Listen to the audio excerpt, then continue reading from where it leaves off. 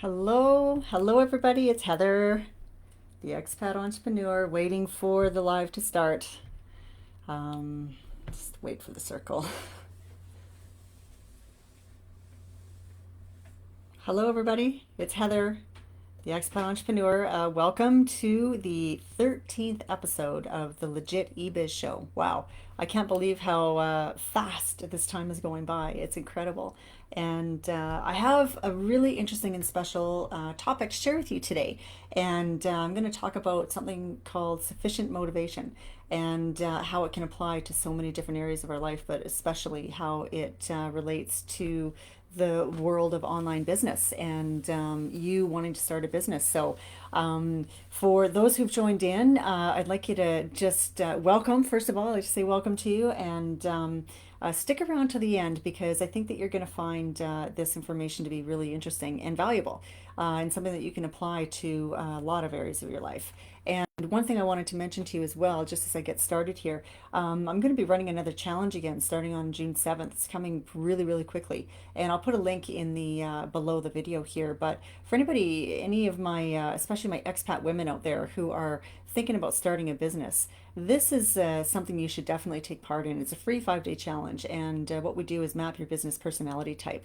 So, what you're going to get out of it at the end when you finish the 5 days is you're going to know exactly which one of the five online pillars is going to be the best match for your personality and your lifestyle. It is a ton of fun. We do a personality assessment during the challenge itself and analyze it. So, yeah, it's really interesting and it can be so helpful, especially if you're just new to getting started in online business, because you'll get yourself on the right path starting from the beginning, which is so important. So, on that note, again, I'd like to say welcome to everybody who's come on board here, and just to go ahead and let me know where you're tuning in from today, and yeah, what's happening in your neck of the woods. I can say here in Japan, it's a lovely spring day. We've had a bunch of rain lately, and so that just means we're going to have great greenery and beautiful flowers, which is always wonderful. So yeah, but on that note, I'd like to get started and start talking to you about the topic for today's 13th episode. Hello to whoever's joined. Welcome. We're talking about sufficient motivation today. And this is something that, as I say, I believe can be applied to any area of your life. And when we're looking at it specifically with a business in mind, it's really important to get leverage over yourself, is basically what it boils down to. And there are many ways you can do that.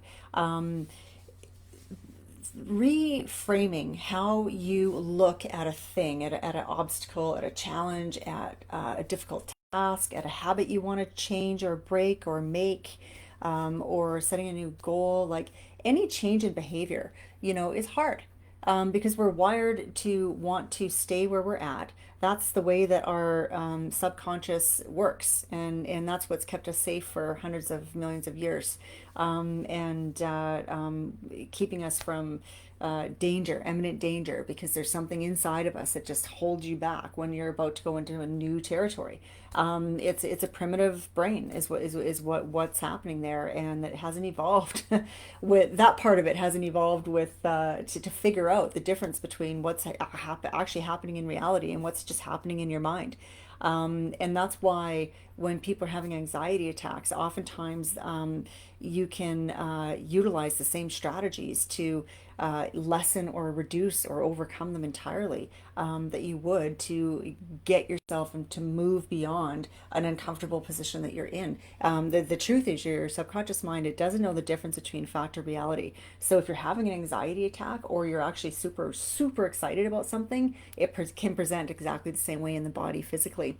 So it's something that if you just remind yourself and tell yourself, I'm really excited about this thing, and remind yourself that you're not being chased by a saber-toothed tiger or about to have a car accident or about to have something that you're get that thing going, right. And it helps a lot. There's been a ton of work done in that field, and that's what the science is telling us now. So try it if you're ever somebody who If you're ever feeling, uncomfortable at something, you got to step on stage or go talk in front of people or do, you know, perform or do something that you're just, not 100% comfortable doing. You have those butterflies in your stomach or whatever. Tell yourself, remind yourself, I'm actually really excited to do this thing.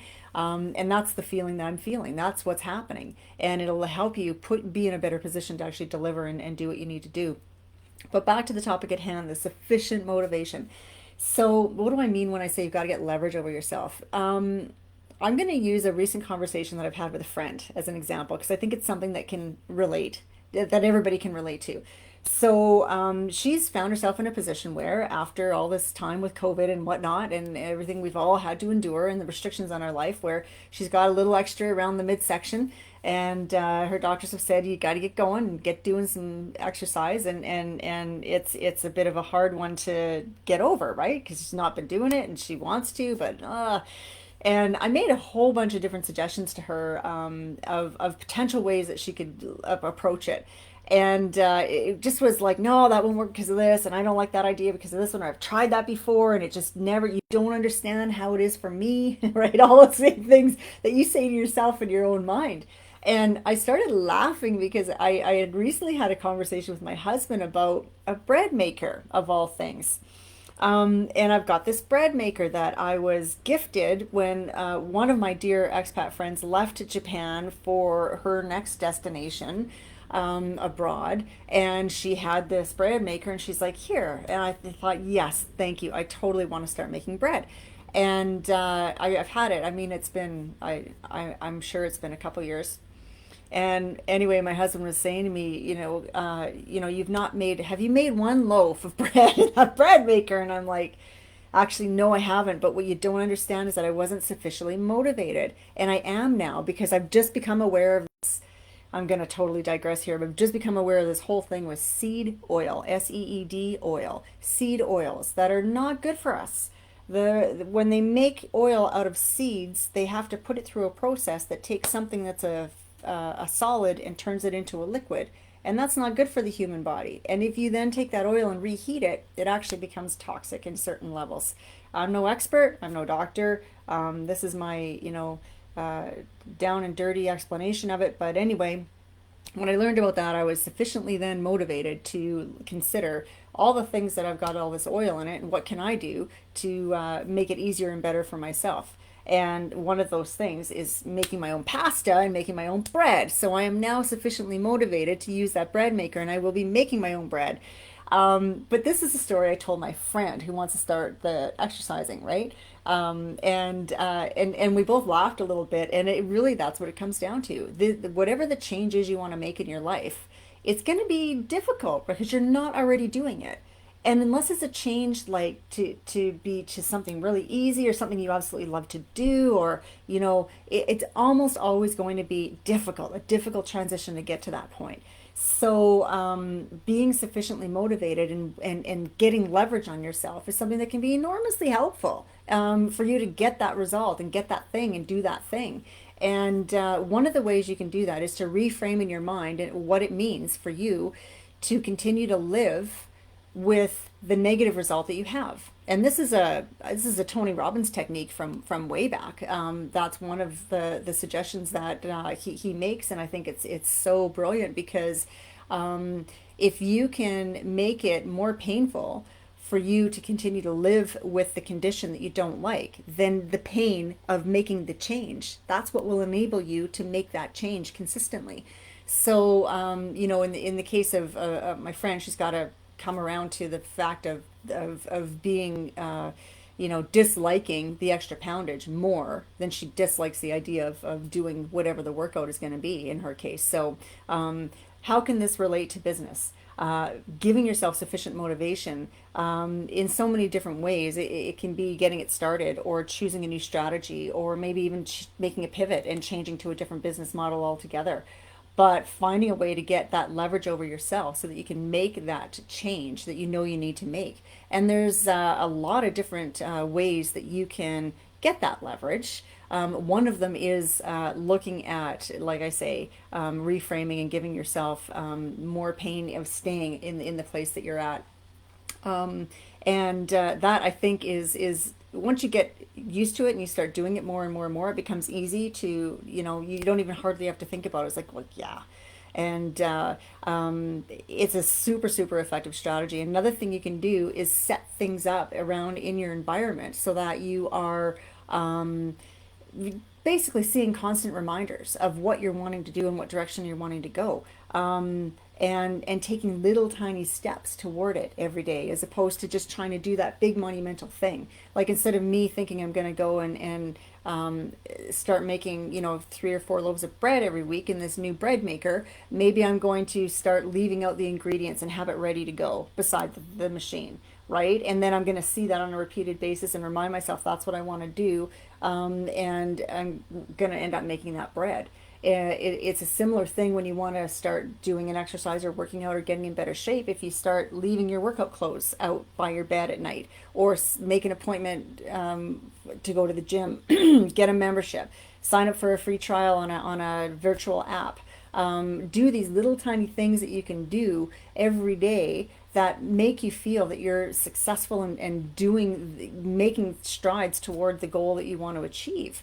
Every day as you're working toward the bigger picture, because we're not going to get that bigger thing, that bigger payoff, until quite a ways down the road. So you do need to have that sufficient motivation to get you over the hump along the way, because motivation of itself, I mean, that's like hope. And hope is not a strategy. Motivation is not a strategy. It'll fail you in the times you need it the most. Like, you need something bigger than that. And something you can do is finding out what your real why is. This is something that we do in business and entrepreneurship. It's almost ground zero for any training you'll take. And what you're trying to do is to determine what is your real deep reason why you're wanting to do this thing, why you want to start this business, or just take a new approach on training, or a marketing angle, or why do you want to start working out and lose that weight, or what is your deep real motivation, because you're going to need that when the going gets tough. And it's going to get tough, it's going to get hard, and you're going to question yourself and think, why am I doing this? Why don't I just go back to whatever you were doing before, whatever that behavior was before that you've been wanting to stop and get rid of? So having a real good why is super, super important. It goes hand in hand with reframing things into making the existing conditions that you have more painful than making the change and getting the result that you're wanting to strive to get. That's a two-part sort of power punch that really will help anybody achieve anything that you want to do. So I strongly recommend doing both of them together. And yeah, figuring out your why. How do you really do that? You can. It's always good to have a pen and paper, but you want to look at all the reasons why a thing is so important to you. And if you keep asking yourself, why do I want that? And then you give yourself the answer, and why do I want that? And keep digging. That's when you're really going to get to the true depths of your deep-seated desire. And I think I became aware of this 7 layers deep thing from Dean Graciosi, but he didn't create it either. He got it from somebody else too. But it's a system where you go and you ask yourself, like, up to 7 times why you want a certain thing. Like, if you were starting out and you were thinking about the weight loss thing, why do I want to lose 20 pounds? So I can look better in my jeans. Okay, then why do you want to look better in your jeans? What is that? Why is that important to you? Well, because I'll feel, healthier and more attractive and more vibrant. Okay, why is that important to you? And you see what I mean? You just keep on digging, and feeling healthier. Why is that important? Because I know that my health is, I'm getting older and I'm not recovering from things quite as easily and quickly, and I need to maintain, at least, if not get better. Okay, why is that important to you? So that I don't ever wind up to be a burden to somebody else, for example, let's say. Okay, well, why is that important to you? Why is that an important thing? And maybe your answer to that might be because you want to be able to always be in control of your health and your life, and not have to worry about other people helping you. you maybe don't want to have to ask for help on some level like that. And I mean, if you get down to it, you see how it's so much more different than something just as superficial as um, losing a couple of pounds. And that's when you really get that true leverage over yourself, because you can really understand what is driving you. And when it gets hard and you don't feel like doing that workout, and it's time because you've scheduled it and it's in your daytimer, and you know you've got to stop, and you know that when you get to the point in your daytimer it's time to do a thing, you're not asking yourself if you feel like doing it, you're just moving forward and doing it. But if you don't feel like doing it, it's like what's going to move you over the edge? What's going to get you to keep doing that anyway? It's probably not looking good in your jeans, because you've been looking how you've been looking in your jeans for how long now? Like, that's not a real motivating factor. That's a nice to have, right? That's like a cherry on the top bonus at the end of this whole thing. So the real reason why, in thinking about maintaining that long-term health and keeping control of yourself and not having to be a burden to other people and all of that, that's a much bigger factor. So yeah, I hope that that is beneficial for you and helps you to reframe anything in your life and your world that you want to do and improve, so that you're able to yeah, get the goals and do the things that you want to do, because that strategy will work on anything. And just a quick reminder, the two main power punch techniques to use when you want to give yourself leverage over yourself, so you can have sufficient motivation to make the changes in your life you want to make. Reframe things so that the conditions that you currently have that you want to change are way more uncomfortable and painful than the changing into the new thing that you want to do. It's way harder to stay overweight than it is to just get up and go and start doing something. That's what you have to make that change to. And then engineering your environment so that you're making little tiny changes every day, little tiny steps in the right direction every day, so that you're beginning it to get one step closer to that goal every time.